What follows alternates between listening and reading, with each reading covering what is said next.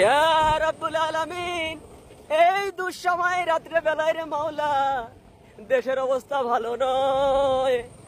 এই দুঃসময়ে রাস্তা দিয়ে ঢুকে পড়েছি রে মাওলা, তুমি দয়া করে আল্লাহ নিজ গুণে ক্ষমা করে দিয়ে সই সালামতে বাড়ি পৌঁছায় দেওয়ার ব্যবস্থা করে দাও।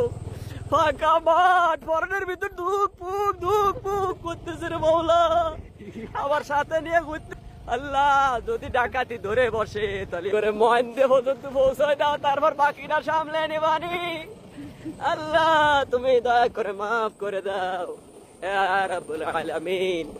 আল্লাহ মেহেদির মুখের দিকে আল্লাহ এবার এই যাত্রায় তুমি দয়া করে মাফ করে দাও। আল্লাহ কি রাস্তা, মূর্তি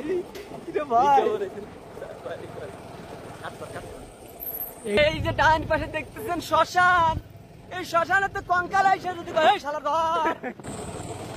মুসলমান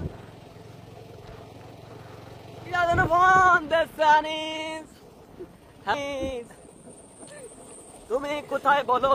আমরা তো এক অচেনা রাস্তায় ঢুকে পড়েছি।